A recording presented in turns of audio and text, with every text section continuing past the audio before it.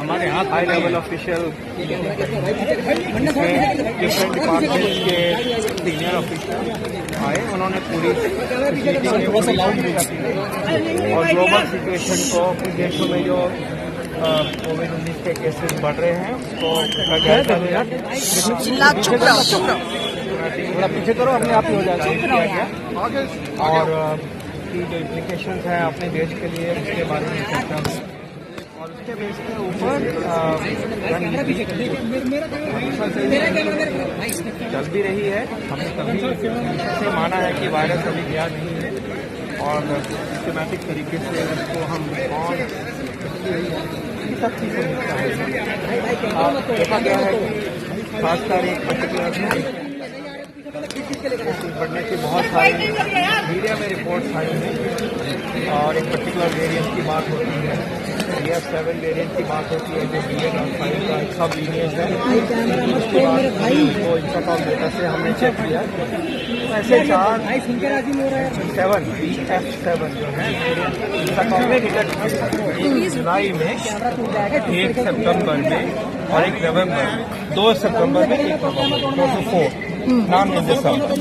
तो कहने का मतलब ये कि वो वेरिएंट वहाँ कह रहे हैं कि डोमिनेट है, तो हम जब ट्रैक करते हैं तो बाकी वेरिएंट से अलावा भी ये भी ये समीक्षा में आया। तो आगे क्या करना है? पहली बात है कि हमें बिल्कुल पैनिक नहीं करना है। हम इस पेंडेमिक को समझ के, सोच के और हैंडल करने में एक्सपीरियंस भी है, सोच भी है, कैपेसिटी भी है और हमारे एक तरह से लीडरशिप भी रही है कि हमने कोविड को कैसे देश में इसको फेस किया। No need for that, but we have to be taking abundant precaution. हमें केयरफुल रहना और उस केयरफुलनेस में सबसे महत्वपूर्ण जो बात आती है, स्ट्रैटेजी, सिस्टमैटिक स्ट्रैटेजी, वो आती है जो हमारा सर्वेलेंस सिस्टम है। उसके कई पहलू हैं, 1-2 पहलू की चर्चा करूंगा ब्रीफली। उसको जो चल रहा है उसको हम और एनर्जाइज करेंगे और उसको इंटेंसिफाई करेंगे इन दिस सिचुएशन। उसमें क्या चल रहा है? हमने सिस्टम बनाया है कि भारत के सारे ही लगभग सब जिलों में, अस्पतालों में जो सीरियस निमोनिया के केस आते हैं उनको हम ट्रैक करें, क्योंकि अब निमोनिया से तो कम आ ही रहा था डेटा, उसके ऊपर नजर रखेंगे और केयरफुली देखा जाएगा कि वहां से जो केसेस ऐसे आते हैं वो कौन सी बीमारी फेस के ऊपर H1N1 या कोविड में कई बार तो पता करा जाए कि ये जो निमोनिया के अपॉर्चुनिटी इन्फेक्शन तो ये हमारा फैसिलिटी बेस्ड सर्वेलेंस जो है उसको और एनर्जाइज करेंगे और चलता हुआ है, अच्छा चला हुआ है वो करेंगे। दूसरा हमारा कम्युनिटी बेस्ड सर्वेलेंस है, NCDC का IDSP के अंदर, उसके से भी रिजल्ट्स वॉच किए जा रहे हैं, वहाँ भी कोई पैनिक का सिग्नल नहीं है। तीसरा सिस्टम हमारा वायरोलॉजिकल सिस्टम है जो 28 लेबोरेटरीज हैं ICMR की और NCDC की मिला के, उनके ऊपर भी वॉच है। वो 3-4 जगह में से वायरोलॉजिकल सैंपल इकट्ठे करते हैं कोई भी व्यक्ति को जब निमोनिया, ILI जैसे सिम्टम होते हैं।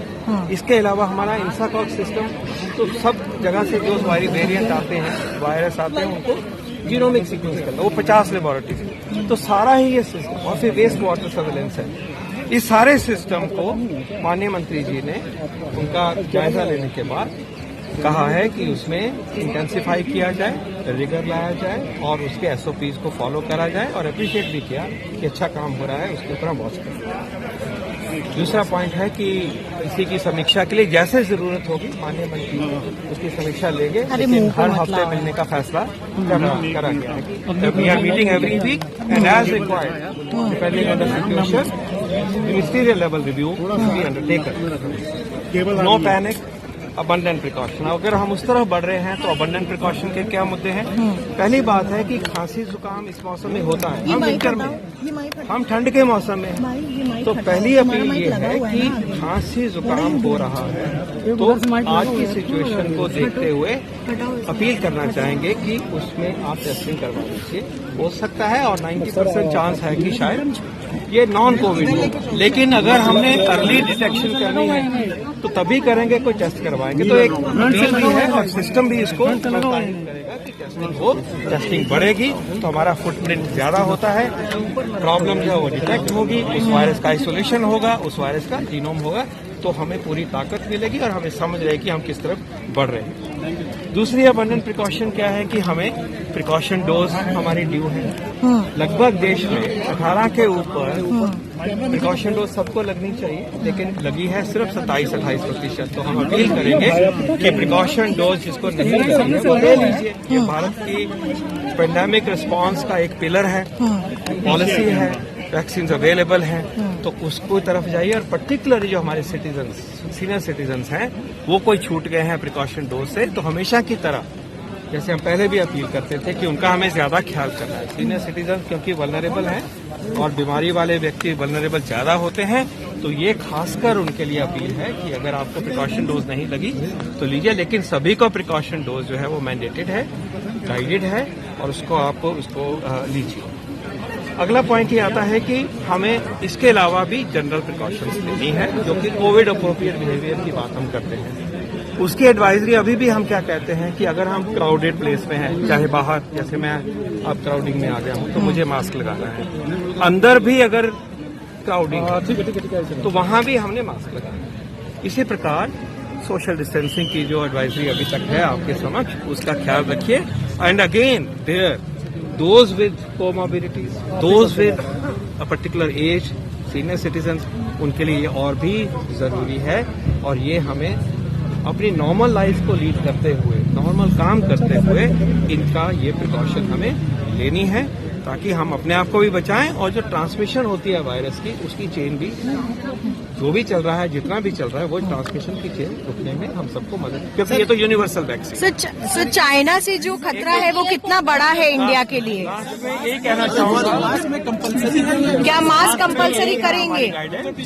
आप जब क्राउडेड प्लेस में हैं, अंदर या बाहर, तो आप मास्क करिए। और जो व्यक्ति उम्र में बड़े हैं या कोमॉर्बिडिटीज हैं, उनको तो ये ज्यादा इसका इस्तेमाल करना चाहिए। सर क्या इस पर दोबारा गाइडलाइन जारी होगी डीडीएमए की तरफ से, क्योंकि बहुत सारी स्टेट्स ने मास्क मैंडेट खत्म कर दिए हैं सर? ये मास्क मैंडेट जो है अभी भी यही है जो मैं कह रहा हूँ, और उसी को ही रहना चाहिए। अगर जरूरत होगी तो गाइडलाइन को इम्प्रूव करेंगे। We are constantly watching, constantly watching. Sir flight aviation को क्या करेंगे सर? चाइना तक कोई सर डायरेक्ट फ्लाइट तो जा नहीं रही है इंडिया से, हम वाया हांगकांग जा रहे हैं। एग्जिस्टिंग गाइडलाइन जो मास्क की है, जो मैंने कही वही है कि मास्क हम क्राउडेड जगह पे हैं, बाहर या अंदर, हमें मास्क लेना चाहिए। और precaution for those who have comorbidity and higher age, उनको ये प्रिकॉशन और भी लेनी चाहिए।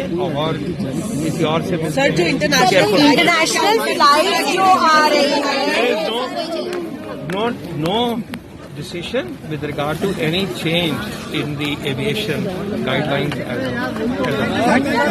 सर वैक्सीनेशन इम्प्रूव करने के लिए अब क्या आप अपील करेंगे? क्योंकि जिन लोगों ने वैक्सीन लेनी थी वो लगा ली है, अब लोग खुद भी वैक्सीन लेने के लिए बाहर नहीं आ रहे थे, इसलिए प्रोडक्शन कम करना पड़ा कंपनीज को। हम अपील कर रहे हैं कि जिनको प्रिकॉशन डोज नहीं लगी है वो लगाएं, क्योंकि हम कलेक्टिवली लगाएंगे तो शील्ड देश की बनती है। इंडिविजुअल तो रुकता ही है, बचता ही है। तो ये जब एक गाइडलाइन है और हमारी स्ट्रैटेजी का हिस्सा है, तो हमें उसको अपनाना चाहिए। सर क्या हमें चौथी डोज लेनी पड़ेगी? इंडिया में चौथी डोज लेनी पड़ेगी जो डबल वैक्सीनेटेड है ऑलरेडी सर?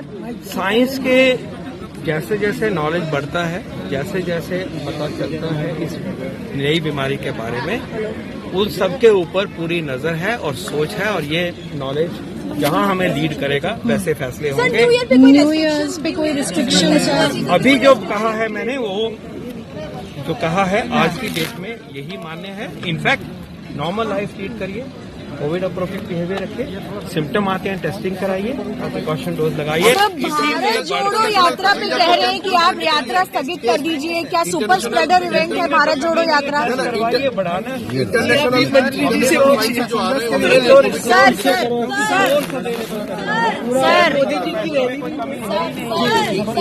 सर क्या